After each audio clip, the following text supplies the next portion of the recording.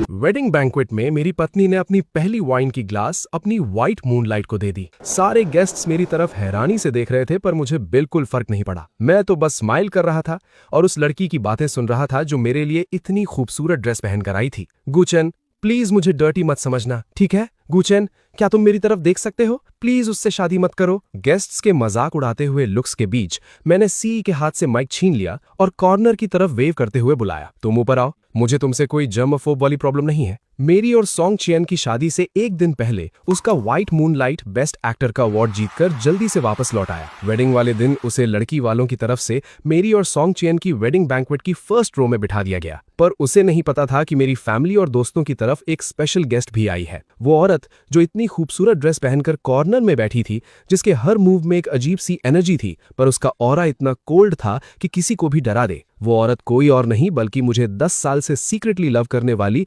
सिक Eris थी, और वो सॉन्ग चियन की सबसे बड़ी दुश्मन भी थी, अनरन। टोस्टिंग का टाइम आया। मेरे मम डैड वहां पहले से बैठे थे, वेट कर रहे थे कि सॉन्ग चियन आकर उन्हें टोस्ट करेगी, पर वाइन का ग्लास उठाने के बाद वो ऑटोमेटिकली घूम गई और लियांग यिंग की तरफ चली गई। वो हमेशा जेंटल और पोलाइट रहती थी, कभी गुस्सा नहीं करती थी, पर आज उसकी बातें बहुत शार्प थीं। कांग्रेचुलेशंस लियांग यिंग, इतने सालों बाद आखिरकार तुम्हारा सपना पूरा हो गया। लगता है मुझे छोड़कर फॉरेन जाने का तुम्हारा डिसीजन बिल्कुल सही था। आज की एक ग्लास वाइन मेरी और गू चैन की तरफ से तुम्हारे लिए एक सेलिब्रेशन है। मैं पहले पीती हूँ।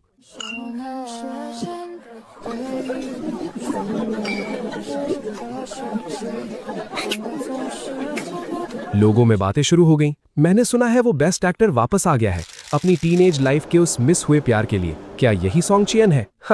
एक रिच एरेस और टॉप स्टार के बीच का ये ड्रामा। लगता है इस फैमिली का बड़ा यंग मास्टर अब एक जोकर बन गया है, पर अफसोस उन्हें डिसअपॉइंट होना पड़ेगा, क्योंकि मैं जिसकी ये शादी है, मेरे पास उनके इन फालतू कमेंट्स के लिए कोई टाइम नहीं था। मैं आराम से चेयर पर लीन करके बैठा था और कॉर्नर से अनरन की आवाज सुन रहा था। मुझे थोड़ी हंसी आ रही थी। गुचन, प्लीज मुझे छोड़कर मत जाओ, ठीक है? क्या तुम एक बार मेरी तरफ देख सकते हो? प्लीज उससे शादी मत करो। वो ग्रूम की ड्रेस पहने हुए मेरी तरफ देखने की हिम्मत भी नहीं कर पा रही थी, बस अपने दिल में पिघल रही थी। वेडिंग सॉन्ग कंटिन्यूअसली प्ले हो रहा था और उसके हाथ में पकड़े हुए रोज फ्लावर्स को उसने लगभग क्रश कर दिया था। जब सॉन्ग चियन ने लियांग यिंग से ग्लास छीना और उसे डांटा कि वो उसे नहीं पिलाना चाहती, उसी वक्त अनरन ने अपने हाथों को इतनी जोर से क्लेंच किया कि उसके नेल्स उसकी स्किन में घुस गए और उसके हाथ पर हील हो चुके वूंड से फिर से ब्लड निकलने लगा। ये सब देखकर मैं सीधा स्टेज पर गया और सी के हाथ से माइक छीन लिया। सारे गेस्ट्स एकदम से ड्रामा देखने वाले एक्सप्रेशन में आ गए। सॉन्ग चियन ने घूमकर स्टेज की तरफ देखा। उसका चेहरा बिल्कुल व्हाइट हो गया और उसकी आंखों में एक पैनिक था। वो मेरी तरफ आना चाहती थी, पर उसके पीछे खड़े आदमी ने उसका हाथ पकड़ लिया। लियांग यंग के पॉसेसिव और जेलस एक्सप्रेशन को देखकर वो ऑटोमेटिकली रुक गई। मैंने मुड़कर डार्क कॉर्नर में बैठी एन रैन की तरफ हाथ बढ़ाया। तुम ऊपर आओ, मुझे तुमसे कोई जर्मोफोब वाली प्रॉब्लम नहीं है। मेरी ये बातें पानी में गिरे एक हैवी बॉम्ब की तरह थीं, जिसने एक ही सेकंड में हजारों वेव्स पैदा कर दी। सारे पापराज़ी और हाई सोसाइटी के गेस्ट्स जानते थे कि गू फैमिली का यंग मास्टर होने के नाते मैं एक फेमस जर्मोफोब हूँ। यहाँ तक कि आज अपनी शादी में ब्राइड का हाथ पकड़ने के लिए भी मैंने ग्लव्स पहनने की कंडीशन रखी थी। सबकी नजरें उस कॉर्नर की तरफ घूम गई जहां मैंने पॉइंट किया था। सॉन्ग चियन भी उनमें से एक थी। हाँ, तुम ऊपर आओ। वो खूबसूरत ड्रेस पहनकर आई थी, अपने साथ पूरे 10 साल तक जमा किया हुआ दहेज लेकर, पर एक छोटे से हैमस्टर की तरह कॉर्नर में छुपकर जेलस हो रही थी। हाँ बिल्कुल, मुझे पता है कि उसने मेरे लिए $84.7 बिलियन का दहेज जमा किया था। एन रैन उस खून चूसने वाली एन फैमिली में 10 साल तक रुकी रही, एक पपेट और मनी मेकिंग मशीन की तरह यूज होती रही, सिर्फ इसलिए ताकि वो मेरी आगे की लाइफ सिक्योर कर सके। वो फॉरेन में 10 साल तक छुपी रही, पर मेरी शादी होते ही वो वापस आ गई और उसने मुझे $84.7 बिलियन का वेडिंग गिफ्ट दिया, सिर्फ और सिर्फ मेरे लिए। अगर मेरे पास माइंड रीडिंग वाली सिस्टम बुक ना भी होती तो भी उसकी फीलिंग्स बिल्कुल क्लियर थी। क्या मैंने कुछ गलत किया है? तुम अपसेट क्यों हो? सॉन्ग चियन ने आगे बढ़कर मेरे ग्लव्स वाले हाथ को पकड़ा। उसके चेहरे पर वही जेंटल और इनोसेंट एक्सप्रेशन था। अगर इस वक्त मुझे उसके दिल के अंदर का डर और पैनिक ना सुनाई दे रहा होता तो शायद मैं सच में मान लेता। वो मेरी और लियांग यंग के पास्ट को लेकर अपसेट है। उसने मुझे पकड़ लिया है। हालांकि मेरे दिल में अब भी लियांग यंग के लिए फीलिंग्स है, पर मैं तो बस इस शादी में उसके साथ सब कुछ खत्म करना चाहती थी। वो अब सिर्फ मेरा एक्स है। मैं उससे प्यार करने की हिम्मत नहीं कर सकती।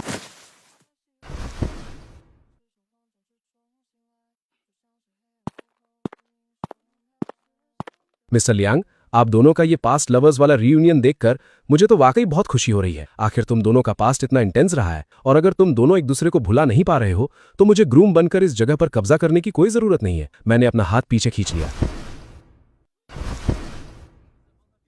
अभी मेरी बात सुनो। प्लीज मुझे एक्सप्लेन करने दो। मैं तो बस उसके साथ अपना पास्ट क्लियर करना चाहती थी। अब बोलने के लिए क्या बचा है? अगर तुम उससे प्यार नहीं करती तो तुमने उसे हमारी वेडिंग बैंक्वेट में इनवाइट क्यों किया? उसे लड़की वालों की साइड से फर्स्ट टेबल पर बिठाया गया। अगर तुम सच में मूव ऑन कर चुकी हो तो क्या तुम उसके बारे में इतना सोचती? सब कुछ खत्म करना चाहती थी? मुझे तो नहीं लगता कि तुम दोनों कुछ खत्म करना चाहते हो। मुझे तो लगता है तुम दोनों सीक्रेटली फिर से एक होना चाहते हो। सॉन्ग चेन का चेहरा एकदम सफेद पड़ गया। उसने अपना मुंह खोला पर एक शब्द भी नहीं बोल पाई। उसे नहीं पता था कि मुझे उसके और लियांग यंग के पास्ट के बारे में पहले से ही सब कुछ पता है। उन दिनों में एक ऐसी स्टूडेंट काउंसिल प्रेसिडेंट थी जिसे बचपन में अब्यूज किया गया था पर फिर भी वो हम्बल और पोलाइट थी। और दूसरा एक छोटा जूनियर था जो कीचड़ में होने के बाद भी अपने डेब्यू करने के सपने को लेकर एकदम सूरज की तरह चमक रहा था। उस वक्त पूरी यूनिवर्सिटी के स्टूडेंट्स ने उनकी उस क्रेजी और इंटेंस लव स्टोरी को देखा था, पर आखिर में सपने प्यार से बड़े निकले। लियांग यिंग ने हेलो सीनियर बोलकर शुरुआत की थी और फिर गुड बाय सीनियर बोलकर सब कुछ खत्म कर दिया। सॉन्ग चियन 3 साल तक इस बात को एक्सेप्ट नहीं कर पाई और चौथे साल उसने एंग्री होकर अपनी फैमिली के कहने पर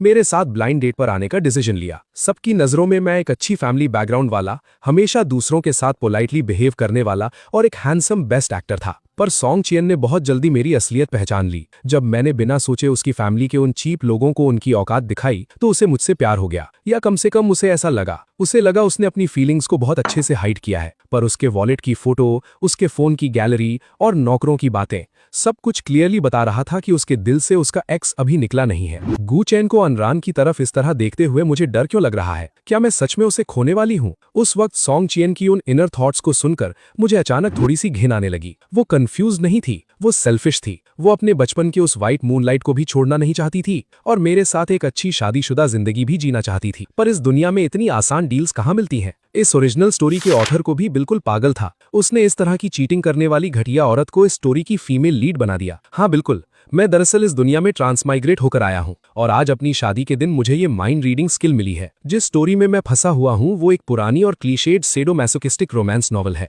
और सॉन्ग चियन इस नॉवल की फीमेल लीड है। स्टोरी लाइन के अकॉर्डिंग मेरे लिए उसकी फीलिंग्स अभी सिर्फ शुरू ही हुई हैं और उनका कोई खास मतलब नहीं है। और शादी के बाद क्योंकि उसका व्हाइट मूनलाइट वापस आ गया है तो आगे चलकर वो उसके साथ काफी वक्त गुजारेगी। इस दौरान उसे मेरे लिए गिल्टी भी फील होगा और मेरी बातों का असर भी उस पर पड़ेगा और आखिर में उसे अपने सच्चे प्यार का एहसास होगा और वो वापस आकर मेरे पीछे पड़ने लगेगी। जहां तक अनरान की बात है, वो सिर्फ एक अनफॉर्चुनेट फैमिली की बेटी थी जिसके पैदा होते ही उसकी मां मर गई थी और उसकी स्टेप मदर ने उसे जहर देकर हमेशा के लिए एक डार्क, इनसिक्योर और पैरानॉइड लड़की बना दिया था। और गू चैन एक जर्मोफोब था। वो गंदी चीजों को तो फिर भी बर्दाश्त कर सकता था पर इस बात को बर्दाश्त नहीं कर सकता था। पर अनरान, जिस दिन उसकी रियल मॉम की डेथ हुई थी, जिस दिन से वो आन फैमिली की हैरिस बनी थी, जिस दिन किसी ने उसके दूध में जहर मिला दिया था, उसने अपनी इनोसेंस उस बैटलफील्ड में उतरने से पहले ही खो दी थी। पिछले 10 सालों से वो हर दिन इसी गिल्ट और इनसिक्योरिटी में जी रही थी कि जब वो अपने गू चैन से मिली तब वो प्योर नहीं थी। वो उसे कन्फेस करने की हिम्मत भी नहीं कर सकी थी। पर अब जब उसने अचानक से मेरी ये लाइन सुनी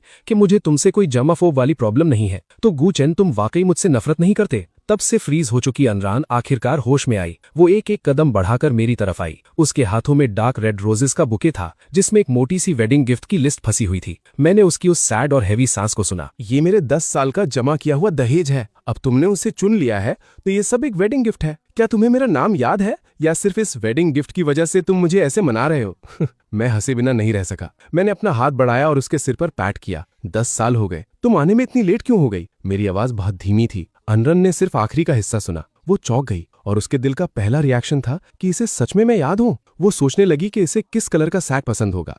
मैंने मुस्कुराते हुए अपना हाथ उसकी पतली कमर पर रख दिया। उसके करीब आते ही क्लिक क्लिक चारों तरफ से कैमरास की फ्लैशेस चमकने लगी। मैं बिल्कुल स्टेबल रहा और अपना सिर झुकाकर उसके कान के पास ले गया। वो औरत मेरे ही वेडिंग में अपने व्हाइट मूनलाइट के साथ रो रही है। क्या तुम ये सब चुपचाप बर्दाश्त कर लोगी? मेरी आवाज ज्यादा तेज नहीं थी। सिर्फ मेरे ठीक सामने खड़ी अनरन और मेरे पास खड़ी सॉन्ग चियन ही इसे सुन सकती थी। सॉन्ग चियन के कदम वहीं रुक गए और उसका चेहरा बहुत बुरा बन गया। अनरन का चेहरा तो पूरा लाल हो गया। उसके हाथ बिल्कुल फ्रीज होकर उसकी पीठ के पीछे चले गए, जैसे उसे डर हो कि कहीं वो मुझे टच ना कर दे। मैं तुम्हें स्नैच करना चाहती हूँ। मैं बस यही लाइन सुनना चाहता था। मैंने हाथ बढ़ाकर उसके हाथ से बुके लेना चाहा पर सॉन्ग चियन ने मुझे रोक लिया। गू चियन। अनरन का जबड़ा काइट हो गया और उसके आसपास की पूरी वाइब अचानक ड्रॉप हो गई। उसने ऑटोमेटिकली मेरी तरफ देखा। मैं अनकॉन्शियसली एक कदम पीछे हट गया और पैनिक में अपने हाथों को अपनी पीठ के पीछे छुपा लिया। गेस्ट्स भी उसे अजीब नजरों से देखने लगे थे। आखिर अनरन के पास्ट का वो स्कैंडल उस वक्त हाई सोसाइटी में आग की तरह फैल गया था। मैं आगे बढ़कर अचानक उसका हाथ जोर से पकड़ लिया और अपने दूसरे हाथ से सॉन्ग चियन के हाथ से माइक वापस छीन लिया।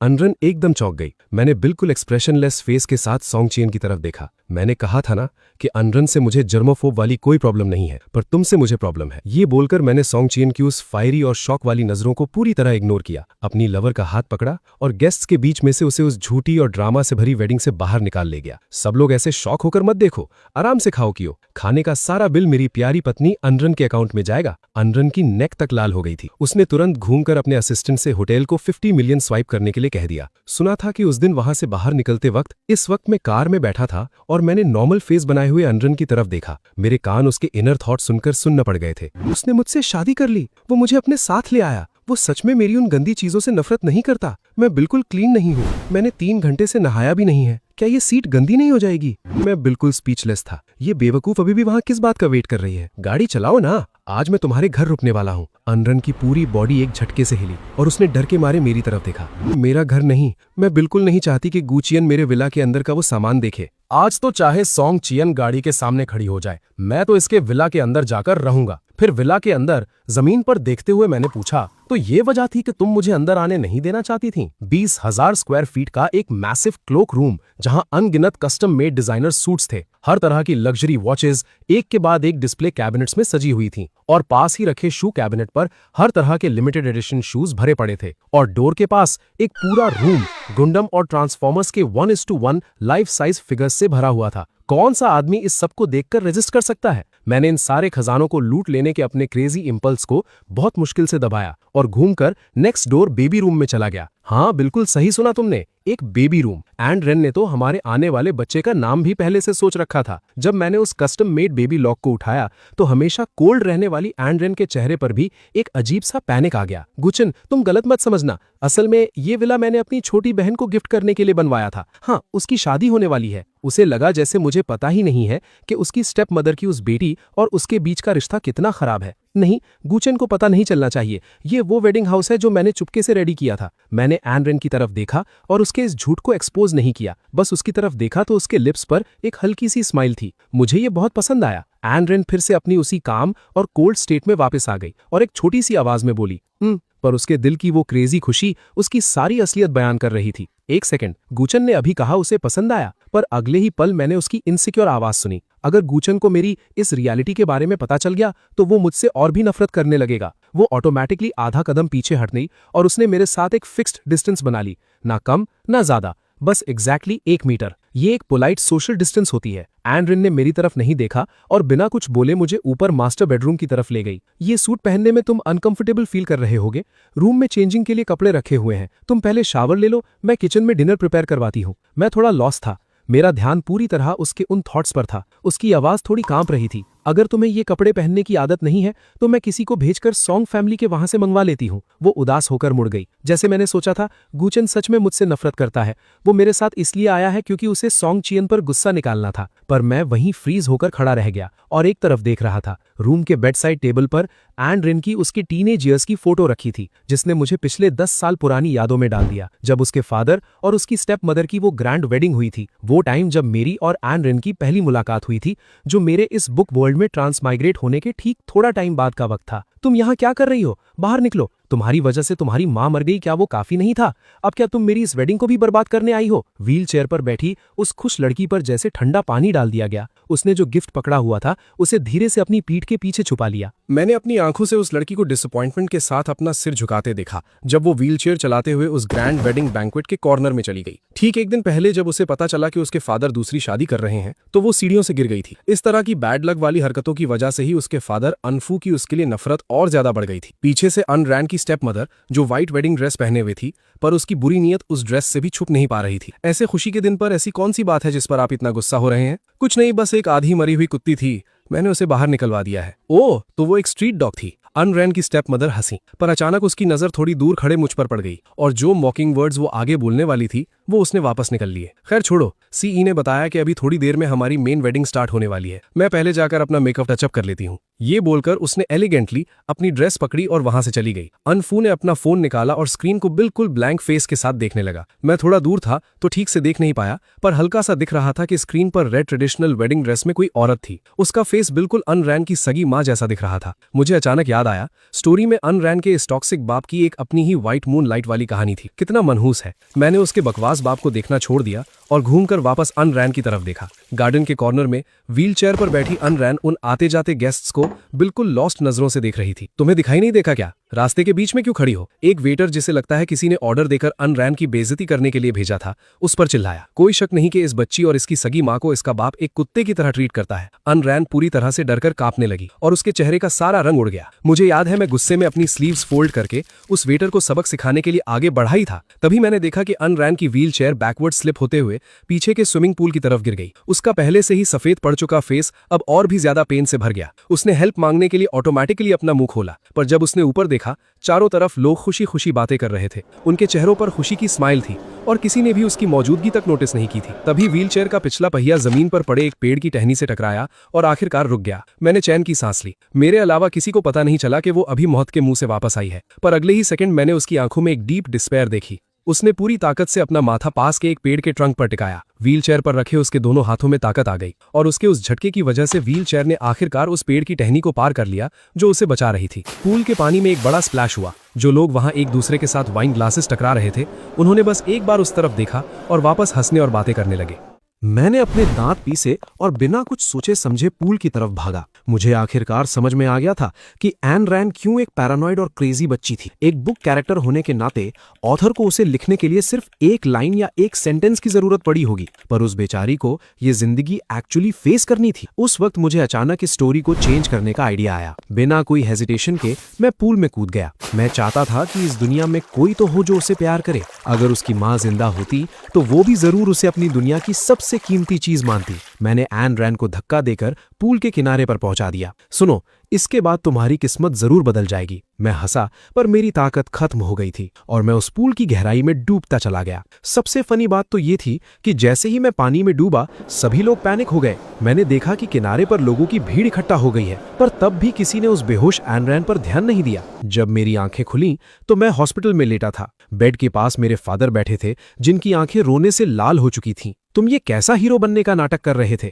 उस मनहूस लड़की को बचाने की क्या जरूरत थी? तुम्हें पता भी है तुम्हारी जान जाते जाते बची है। मेरे फादर मुझे बहुत बुरी तरह डांट रहे थे, पर मेरे दिल में एक वार्मथ थी। ये पहली बार था जब मुझे फैमिली का प्यार फील हुआ था, भले ही ये एक बुक कैरेक्टर ही क्यों ना हो। मैंने पलटकर जवाब नहीं दिया, बल्कि अपने फादर को देखकर बस बेवकूफों की तरह मुस्कुराता रहा। वो भी मेरे सामने हार मान गए और मुझे आराम करने का बोलकर चले गए। और मुझे ये भी पता था कि एन रैन मेरे हाथों सच में बच चुकी थी। मैंने वाकई स्टोरी को चेंज कर दिया था। तो जो बातें मैंने पानी के अंदर उससे इशारे में कही थीं, वो भी जरूर समझ गई होगी। मुझे याद है बुक में ऑथर में एक लाइन लिखी थी, उसकी मॉम ने लेबर रूम में उसे सेफ रखने की हर मुमकिन कोशिश की थी। उस वक्त मेरे दिमाग में एक ही ख्याल था, मुझे उसे ये बात जरूर बतानी है। जब उसे ये बात पता चलेगी तो उसके अंदर जीने की चाहत पैदा हो जाएगी। मेरे दिमाग में ऑटोमेटिकली टाइमलाइन के आगे की स्टोरी घूमने लगी, पर मैं जितना इसके बारे में सोच रहा था, मेरे चेहरे की स्माइल उतनी ही गायब होती जा रही थी। ओरिजिनल स्टोरी में शादी के बाद लोगों को पता चलता है कि एन रैन पानी में डूब गई है।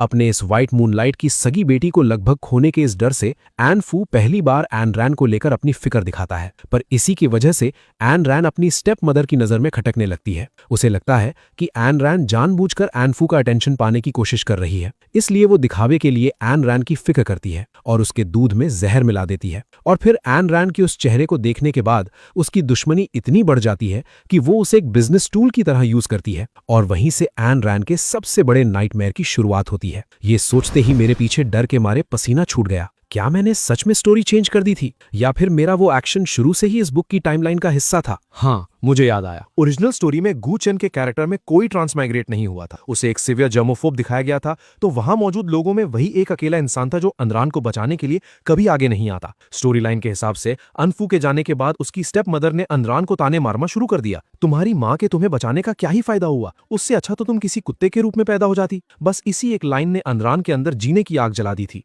ओरिजिनल स्टोरी में उसकी व्हीलचेयर भी कहीं नहीं फंसी थी। अपने सर्वाइवल इंस्टिंक्ट की वजह से उसने पूल का एज पकड़ा और खुद बाहर निकल आई, पर अब मेरी वजह से स्टोरी का प्लॉट बदल गया था और वो वापस हॉस्पिटल पहुंच गई थी। ये सोचते ही मैंने घबराहट में जल्दी से ब्लैंकेट हटाया और पागलों की तरह अपने हाथ से आईवी ड्रिप निकाल दी। मेरे पास अभी भी 1 घंटा है, मैं इस फालतू प्लॉट को जरूर बदल दूंगा। टैक्सी में बैठे हुए मैं लगातार स्टोरी के प्लॉट के बारे में सोच रहा था। अनरान विंडो के बाहर ब्लैंकली देख रही थी।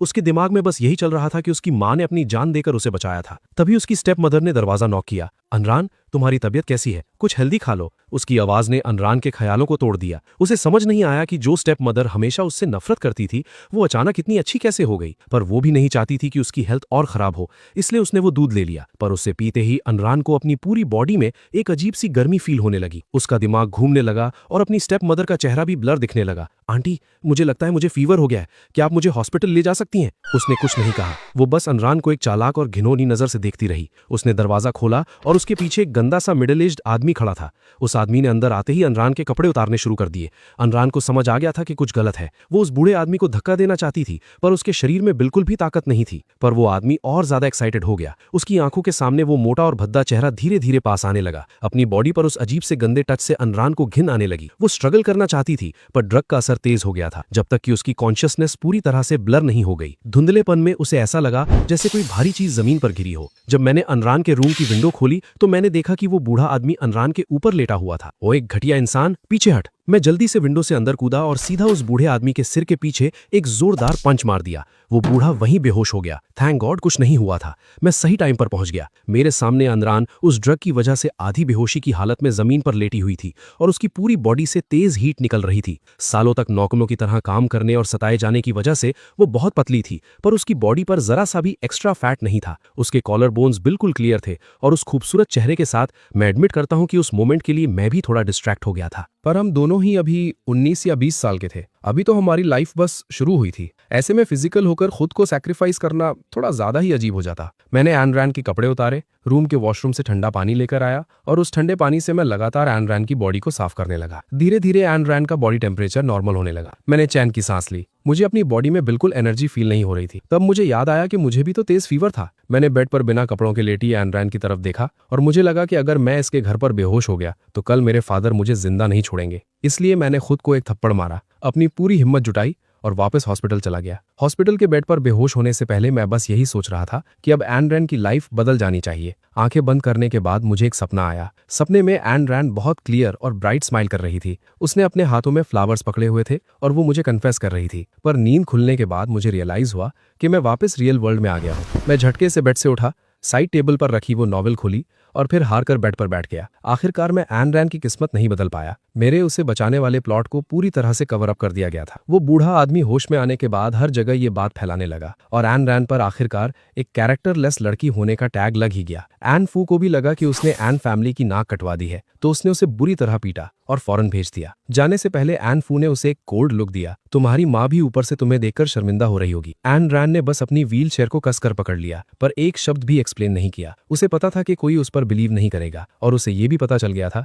कि जिस गू फैमिली के यंग मास्टर ने उसे बचाया था उसे सीवियर जर्माफोब वाली प्रॉब्लम थी। ये न्यूज सुनने के बाद उसने खुद को पूरा दिन वॉशरूम में लॉक कर लिया और अपनी बॉडी को तब तक रगड़ कर धोती रही जब तक कि उसकी स्किन लाल होकर छिल नहीं गई। अगले 10 सालों तक फॉरेन में रहते हुए वो चुपचाप मुझे नोटिस करती रही। वो हर दिन मेरे सोशल मीडिया अकाउंट्स चेक करती थी, जब तक कि एक दिन उसने मेरी कोई सेल्फी नहीं बल्कि ये न्यूज देखी कि गू चैन सॉन्ग चैन से शादी करने वाला है। 3 महीने बाद एनरैन ने वापस अपने देश लौटने का डिसीजन लिया। वो 10 सालों तक जमा किए हुए अपने बिलियंस के एसेट्स लेकर उस शादी में आई थी ताकि वो अपने प्यार को किसी और का होता हुआ देख सके। पर अब क्योंकि मैं वापस आ गया हूं तो ये स्टोरी लाइन फिर से बदल गई है। बुक के 10 साल रियल वर्ल्ड के सिर्फ 1 महीने के बराबर थे। किसी को नहीं पता कि इस 1 महीने में मैं हर दिन खुद को सर्दी में रखकर फीवर लाता था, सिर्फ इसलिए ताकि मैं दोबारा यहाँ आ सकूं। मैं बचपन से ही बहुत जिद्दी हूँ और अगर वो मेरी नजरों में आ गई है तो मैं उसकी किस्मत बदलकर ही रहूंगा। खाना रेडी है। दरवाजे के बाहर से आती एनरैन की आवाज ने मुझे रियलिटी में वापस ला दिया। डाइनिंग टेबल पर बहुत सारा खाना सजा हुआ था और वो सब वही था जो मुझे बचपन में पसंद था। लगता है गू चैन और मेरे टेस्ट्स बिल्कुल सेम है। तभी मुझे एनरैन के इनर थॉट्स फिर से सुनाई दिए। सॉन्ग चियान ने मुझे कांटेक्ट किया है। वो पक्का इसे वापस लेने के लिए जल्दी ही यहाँ आएगी। उसके दिल में वो सॉन्ग चियान जिसने कभी अपने चाइल्डहुड फ्रेंड लियांग यिंग को टच तक नहीं किया था, वो मुझ जैसे जर्मोफोब इंसान का हमेशा प्लान ए रहेगी। इन सालों में सॉन्ग चियान से खुद को कंपेयर करके उसे लगने लगा था कि वो बहुत गंदी है, पर उसे नहीं पता था कि सॉन्ग चियान ने लियांग यिंग को इसलिए टच नहीं किया क्योंकि वो सच में मुझसे शादी करना चाहती थी। मैं सॉन्ग चियान के साथ वापस नहीं जाऊंगा। मैंने कहा था ना कि मैं तुमसे शादी करूंगा। एनरैन के क्रैब्स चीलते हुए हाथ अचानक रुक गए। उसने कुछ नहीं कहा। ऑब्वियसली उसे लगा कि मैं बस गुस्से में आकर ये सब बोल रहा हूँ। मुझे उसके लिए बुरा भी फील हो रहा था और थोड़ा गुस्सा भी आ रहा था। मैंने उसके चेहरे के करीब जाकर उसे देखना चाहा तो वो पीछे हट गई और घबराहट में बोली, तुम झूठ बोल रहे हो, असल में तुमने ऐसा कुछ नहीं सोचा। बात पूरी होने से पहले ही आन रैन मुझसे सबसे दूर वाली चेयर पर जाकर बैठ गई। उसने एक क्रैब उठाया और बहुत केयर से उसका शेल खोला। उसने क्रैब लेग्स से भी सारा मीट बहुत ध्यान से निकाला। बहुत देर तक मेहनत करने के बाद उसने क्रैब मीट से भरी एक प्लेट मेरे सामने रख दी। जल्दी से खा लो। मैं मुस्कुराया और मुस्कुराते हुए अचानक मेरी आंखें भर आईं। मुझे क्रैब्स बहुत पसंद है क्योंकि क्रैब्स बहुत महंगे होते हैं। इस दुनिया में ट्रांसमाइग्रेट होने से पहले मैं एक ऑर्फिन था। ऑर्फिनेज में सिर्फ मिड ऑटम फेस्टिवल के वक्त ही डायरेक्टर कुछ क्रैब्स खरीद कर लाते थे। हर बार मैं उन्हें बहुत संभाल कर खाता था, यहाँ तक कि लेग्स के अंदर का मीट भी बहुत ध्यान से निकालता था। और वो छोटी सी पतली लड़की जो हमेशा मेरे पीछे पीछे घूमती थी, वो भी अपना क्रैब मुझे दे देती थी। अफसोस, हम सिर्फ 3 महीने ही साथ रह पाए। उसके बाद किसी ने उसे अडॉप्ट कर लिया। अगर मैं उसे थोड़ा और सिखाता तो शायद वो भी आज क्रैब्स छीलने में इतनी ही एक्सपर्ट होती। सॉन्ग चियान की तरह नहीं, जो मुंह से तो बोलती थी कि वो मुझसे प्यार करती है, पर उसमें मेरे लिए कुछ करने का पेशेंस नहीं था। वो हमेशा कहती थी कि क्रैब्स छीलना बहुत मुश्किल और टाइम वेस्ट करने वाला काम है, अगली बार मत लाना। पर पहले यही सॉन्ग चियान सिर्फ लियांग यिंग के एक बार बोलने पर 3 घंटे लगाकर उसके लिए क्रॉफिश छील सकती थी। सॉन्ग चियान के सारे इमोशंस और एफर्ट्स सिर्फ लियांग यिंग के लिए ही थे। बहुत टेस्टी है। भाड़ में जाए वो व्हाइट मूनलाइट, मेरी आन रैन ही सबसे बेस्ट है। उसके पास बहुत सारा पैसा है और वो बहुत ब्यूटीफुल भी है। जब मैं मन ही मन ये सब सोच रहा था तभी विला के बाहर से एक जानी पहचानी आवाज आई। मैंने मुड़कर देखा तो वो अंदर आ रही थी। वो बिल्कुल पहले जैसी ही लग रही थी। उसके चेहरे पर एक हल्की सी स्माइल थी और उसने क्लीन व्हाइट कपड़े पहने हुए थे, जैसे उसे लग रहा हो कि ये सब बस मेरा एक छोटा सा गुस्सा है। अगले ही पल सॉन्ग चियान की नजर टेबल पर बचे हुए क्रैब्स पर पड़ी। उसके जेंटल चेहरे पर एक शैडो आ गई और उसने पास बैठी आन रैन को एक मॉकिंग लुक दिया। क्या तुम्हें नहीं पता कि गूचैन को इतने ज्यादा क्रैब्स नहीं खाने चाहिए? चलो मेरे साथ घर वापस चलो, मैं तुम्हारे लिए सूप बनाती हूँ। सॉरी, पर मुझे क्रैब्स खाना ही ज्यादा पसंद है। सिर्फ लियांग यिंग को ही सूप पीना पसंद है। उन दिनों में एक अच्छी स्टूडेंट होकर भी इसका सबसे जरूरी काम उस लूजर लियांग यिंग के लिए सूप बनाना होता था। मेरी बात सुनकर सॉन्ग चियान का एक्सप्रेशन अचानक से बदल गया। उसने एक गहरी सांस ली और उसका चेहरा गुस्से से लाल हो गया। गुचन, उस गंदे आदमियों के साथ सोने वाली औरत में ऐसा क्या खास है? मैंने कहा ना कि मेरे और लियांग के बीच में सच में कुछ नहीं है। क्या तुम थोड़े मैच्योर नहीं हो सकते? बच्चों की तरह रिएक्ट करना बंद करो, ठीक है? आज भी सॉन्ग चियान को लगता था कि मैं बस उससे प्यार करता हूँ और अगर मैं उसकी बात नहीं मान रहा तो मतलब मैं इमैच्योर हूँ और वो बस मेरे और लियांग के बीच के उस कंपैरिजन को खत्म करना चाहती थी। पैसों की ही बात है ना, जो वो तुम्हें दे सकती है वो मैं भी दे सकती हूँ। उसने पहले से प्रिपेयर किए हुए एसेट ट्रांसफर कॉन्ट्रैक्ट निकाले और मुझे देने ही वाली थी कि अचानक उसके फोन की रिंगटोन तेज बजने लगी। हेलो, क्या आप मिस्टर लियांग की फैमिली से बात कर रही हैं? प्लीज जल्दी से सिटी सेंटर हॉस्पिटल आ जाइए। मिस्टर लियांग का एक्सीडेंट हो गया है और वो इमरजेंसी रूम में है। सॉन्ग चियान का चेहरा 1 सेकंड में सफेद पड़ गया। उसने फोन को जोर से पकड़ा हुआ था। वो तुम्हारे लिए वापस आया था। सॉन्ग चियान ने एक पल के लिए सोचा और फिर अपने हाथ में रखे कॉन्ट्रैक्ट मेरे हाथ में थमा दिए। मेरा वेट करना। मैंने सीधा वो कॉन्ट्रैक्ट हवा में उड़ा दिए। अपना ये कचरा अपने साथ ले जाओ। मेरे पास मेरी आन रान का दिया हुआ बहुत पैसा है। मेरा वेट करना? सपने देखना बंद करो। मेरे पास दिमाग है। मैं यहाँ बैठकर तुम्हारे वापस आकर मुझे टॉर्चर करने का वेट नहीं करूंगा। 3 घंटे बाद इंटरनेट पर एक न्यूज पूरी तरह से वायरल हो गई। Famous best actor Liang Ying का कार एक्सीडेंट। हॉस्पिटल में सॉन्ग फैमिली की एयरस भी मौजूद। प्रेग्नेंट होने की अफवाह। और इसके तुरंत बाद हमारी गू फैमिली ने ऑफिशियली एंगेजमेंट तोड़ने की न्यूज अनाउंस कर दी। इसके साथ ही मुझे सॉन्ग चियान का एक मैसेज भी आया। आई एम सॉरी, मैं प्रेग्नेंट हूँ। मेरे और लियांग के बीच में बड़ी मुश्किल से ये बच्चा आया है। मैं उसे धोखा नहीं दे सकती। इसके साथ ही उसने मुझे कॉम्पनसेशन के तौर पर $1 बिलियन और अपनी कंपनी के कुछ शेयर्स भी ट्रांसफर किए। मैंने चुपचाप सब कुछ एक्सेप्ट कर लिया और फिर तुरंत उसका नंबर ब्लॉक कर दिया। इसके बाद सॉन्ग और एन फैमिलीज के बीच स्टॉक मार्केट की वॉर और भी तेज हो गई। इससे पहले कि एन फू का गुस्से भरा कॉल आता, मैं सीधा आन रान को लेकर सीधा एन फैमिली की पुरानी हवेली पहुंच गया। आखिरकार आन रान की इनोसेंस साबित करने का काम मैं और डिले नहीं कर सकता था। तुम यहाँ वापस क्यों आई हो? आन रान की स्टेप मदर हमें देखकर एकदम सफेद पड़ गई। एन फू ने भी हैरानी और गुस्से से हमें देखा। क्या मतलब है तुम्हारा? मैंने स्मर्क किया, अपनी स्लीव्स फोल्ड की और बिना कुछ बोले सीधा जाकर एन फू के मुंह पर जोरदार थप्पड़ जड़ दिए। वहां खड़े सभी लोग शॉक में थे। वो सब अपनी आंखों के सामने एन फू के उस घिनौने चेहरे को मुझसे पिटते हुए देख रहे थे। आखिर दुनिया की नजरों में मैं एक बहुत पोलाइट और वेल बिहेव्ड इंसान था। आन रान होश में आई। उसने एक कोल्ड एक्सप्रेशन के साथ आगे बढ़कर मेरा हाथ पकड़ा। क्या तुम्हारे हाथ में दर्द हो रहा है? मैंने तुरंत एक नाटक करते हुए कहा, बहुत दर्द हो रहा है। मुझे किस करोगी तभी ठीक होगा। आन रान का चेहरा तुरंत लाल हो गया और एन फू और आन रान की स्टेप मदर का चेहरा तो ऐसा हो गया जैसे उन्होंने कुछ बहुत गंदा खा लिया हो। इससे पहले कि एन फू चिल्लाता, मैंने सीधा तस्वीरों का एक बंडल उसके मुंह पर दे मारा। इन फोटोज में एन रेन की स्टेप मदर के उसके साथ चीट करने के मल्टीपल प्रूफ्स थे। उसका चेहरा काले से हरा होते हुए देखकर मैंने कहा, क्या दिखावा कर रहे हो? तुम बस एक ऐसे घटिया इंसान हो जिसने अपनी पत्नी को खो दिया और जो अपनी गंदी हरकतों को कंट्रोल नहीं कर सकता। और तुम एक रिप्लेसमेंट ढूंढने चले थे। मैं सीआईई को सपने में आकर बोलूंगा कि वो भी ऊपर 18 रिप्लेसमेंट्स ढूंढ ले और उनके साथ मजे करे। तुम्हें तो मैं ऐसे ही जला जलाकर मार दूंगा। मेरी इन कड़वी बातों से एन फू वहीं जमीन पर बैठ गया।